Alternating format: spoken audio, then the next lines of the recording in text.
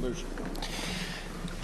Thanks, Cathaoirleach, and like Deputy O'Rourke, I'd like to just mention some of my own key focuses on the budget. At the outset, I think it's important to look at it from a global context. I think on a macroeconomic basis, the budget got it right. It made the correct adjustment.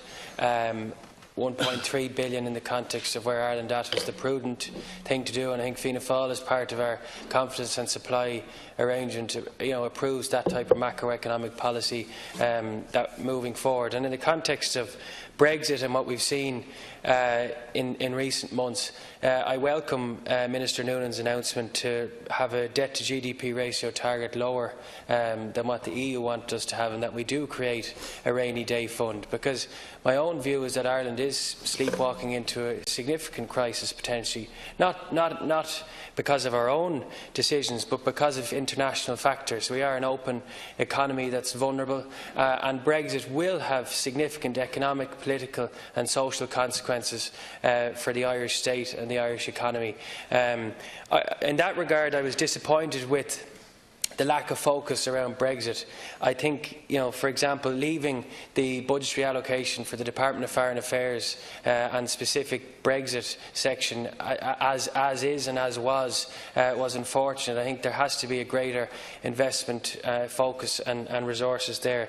I also think we could have been more innovative around Brexit and around attracting more inward investment. And I think, whilst I welcome the changes, for example, to capital gains tax that the Minister for Finance made, I think capital gains tax inhibits investment in Ireland from indigenous companies, but also from external investors. When a third of an asset gain is liquidated, is taken by the state when an asset or a business is liquidated, I think we could have looked at the mistakes that were made in the noughties around capital gains tax, where the focus was very much on property transactions. If we differentiated property from real asset price changes, I think that could have had a positive impact on indigenous businesses and Irish people investing within our economy, but also from an international context. And I think that should have been addressed, in addition to some of the other positive measures that could have been brought forward that my colleagues have mentioned. Overall, I thought this budgetary strategy, whilst it was different, I was disappointed with the bartering in the media around what measure would or wouldn't be introduced, or who was or wasn't taking credit for something. The people outside of this bubble don't care who takes credit for this, that and the other. And I think going forward, we've got to get away from the big bang budgetary approach. I think some of the points that Deputy Phelan made are welcome, and hopefully the Budgetary Committee next year has a strengthened role and starts its due process earlier. For example, in healthcare, whilst it's welcome that we have a 14.6 billion allocation in health, we've no policy or focus from the Department of Health around how they plan our health service going forward. Fine Gael entered the general election on a plan that they'd introduce hospital trusts, and they've yet to legislate or do anything around that, and they're deferring to the Healthcare Committee without addressing the core needs and the crisis in healthcare at the moment.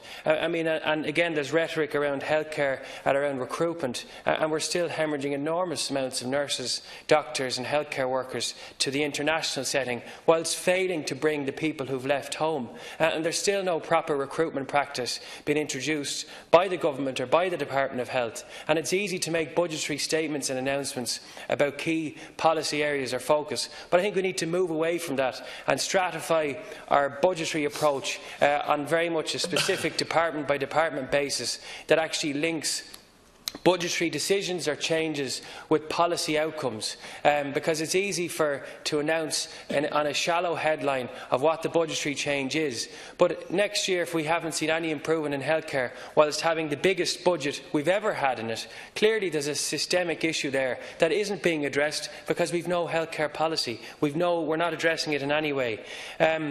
My Deputy Lahart mentioned some of the issues with the first-time buyer scheme. There's been a very negative response, certainly in my own constituency, to that, and we've seen massive inflation of house prices even in recent weeks since this budgetary announcement, and I think that was a mistake. I think it would have been more prudent to link or reward people who are renting for a period, and that the state would possibly apportion and help those people with a deposit whilst recognising their rent, and that would have less market impact. And the government failed in this budget to address the regulatory costs that were introduced by the previous Minister for Housing, Alan Kelly, where they imposed over 30,000 on each house on a regulatory basis before a sod is even turned on a site.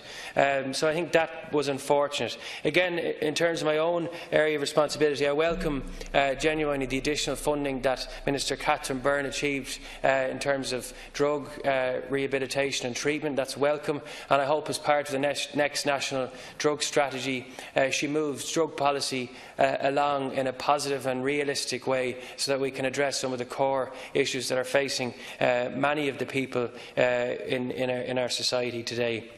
And finally, before I allow my colleague Deputy Smith in, I'd just like to welcome the measures around the self-employed, but also giving some marginal gains to pensioners and people who haven't had an increase for many years, many of the vulnerable people in our communities who've had significant difficulties on a weekly basis. I asked the Taoiseach today, and I still didn't get a response around the reduction of 17% in terms of the allocation to the Department of Sport, and he mentioned that on a year-by-year basis the grants haven't been allocated because of delays. But I think that shouldn't have impacted the projected grants for other sports and other sports clubs and new sporting organisations who would like to access a sports capital grant. So perhaps that could have been widened within the existing budgetary framework, rather than having a budgetary strategy. I know yourself, Minister, you launched and have launched some very positive measures around obesity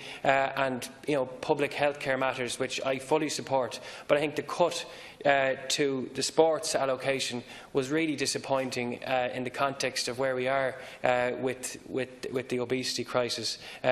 Look, I could go on for a while longer, but I'm going to let Deputy Smith in, who also wants to have his time. Thank you.